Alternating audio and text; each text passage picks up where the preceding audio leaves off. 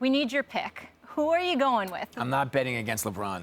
Okay. It just seems like he's angry about something and he wants it. You know? So I think they should have given him the MVP, and then he would have been a little bit easier to beat. He wouldn't have had the chip on his shoulder. I just can't go against him. You think 7 games? Yeah, probably 6 or 7 games. But Okay. Yeah, probably 7 games, just because of the way the schedule is laid out. All right. Bobby, am I to understand that your rooting interests include the Yankees, the Giants, and the Here we Knicks? And yeah, for sure. You are a man of proper rooting interests, Bobby Flay, of impeccable taste, of course. Hey, listen, native New Yorker, you got to stay clean.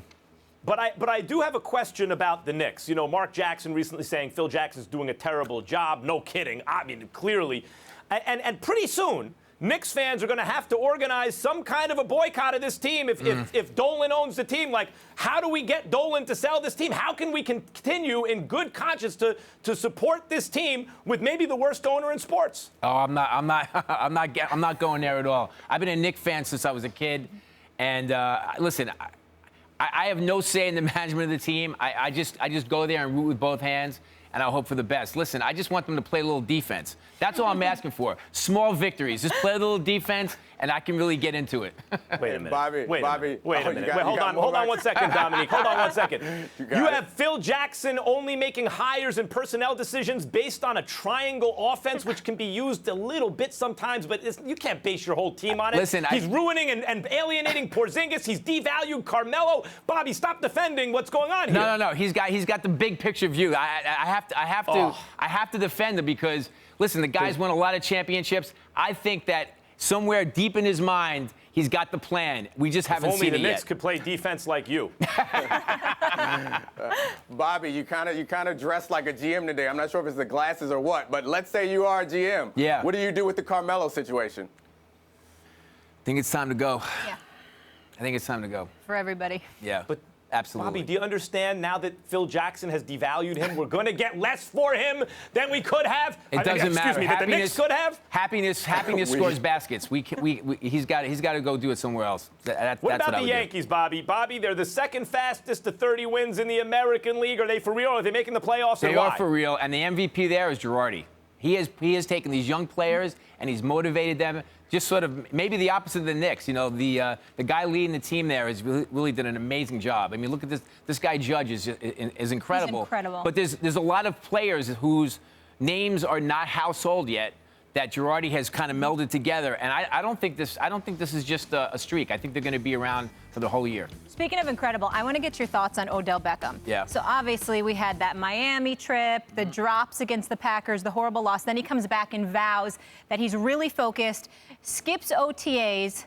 What's your take on him? That's not Because he's cool. the most talented player. He is the most talented player, and it just seems like wide receivers, starting with like the days of even before Randy Moss. But if you become a really impeccable wide receiver, that you get to have a bad attitude and not show up for practice. Diva? I'm not into it. I'm not into it. Like, to me, I teach discipline and fundamentals in my kitchens, and I think the same thing has to go for players and coaches. And I think that I just wish the players would listen to their coaches more because they just become better players. I want him to have Bobby, that Jerry lucky Rice I'm not mentality. in the studio, that nonsense. I can't listen to Bobby bash great players like that. preaching. OTAs are optional. You're a great player. You don't have to go to OTAs, Bobby. Eli was there, Brandon Wait. Marshall was there, Sterling Shepard was there. When he retires, he's going to wish he went to those. Trust me. They're optional Thank if you. you're Odell Beckham. they're optional for Odell. Absolutely. They're OTAs. Absolutely. Hey, Optional Bobby, for I Odell. have two questions for you, Go if ahead. you don't mind. Yep. One in my area of expertise and one in yours. First, you are a boxing fan, if I'm not mistaken. Listen, I used to watch Channel B, cable access. You were there, Max Unboxing. I know your history, Young sir. punk, Max. That's right. By the way, I always love, in New York, guys, that's what I get, because I was a teenager doing a public access show in Manhattan. That's when going back to the late 80s. cable didn't have numbers, it had letters. That's right. That's how old I am. Bobby, who's your favorite fighter? You know, I like Canelo, and we were just talking before. He's got a big fight coming up. I like him. He's got the red hair. You know what I mean? I'm staying with it. It's all about the Ginger stick cinnamon. together. Exactly. You consider yourself a redhead? Okay. Well, it used to be. Yes. Yes, worried that you know a lot about food, but perhaps not about color if you consider yourself a redhead. So Years ago. So now the second question. I heard you at the end of SportsCenter in the last hour, and you were talking about the crunch in food, right? And I want to know the answer to this, in your opinion. Now, my favorite thing to do on a Sunday, my football sandwich, you know, you make the sandwich, whether it could be turkey, roast beef, whatever it is, but I need a layer of potato chips, and I put it on, you know, soft bread, or you know, even if it's a hero, it's still, and you crunch it down. Why hasn't that taken off in this country? I do it at my burger potato places. chips on a sandwich. Bobby's Burger Palace. You come in there, we crunchify any burger for free. We put potato chips on it, and it changes the entire game. You're right, give Max. him an extra layer of potato chips if he comes Yes, in, right? for Max Kellerman, no Two- problem. two layers Done of deal. chips. I like the fact that you're right. You got to crunchify your sandwiches every time. We got a little guess, salty. but somehow this whole segment has been about Max on TV, Max sandwiches that he makes, how mad Max is at the Knicks. He Hashtag speaks in humble brag. absolutes. That's Can how his it works. ego get any bigger? Seriously. But Oh, Food man, Network star Max. returns Sunday. What can we expect? Well, you're going to see 13 people battle out to be the next star in Food Network, and the process works. You know, we're in our 12th or 13th season, and You're a mentor I'm a judge with mentor Giada. With Giada De Laurentiis, and we pick and choose people, and then hopefully at the end we'll have a star.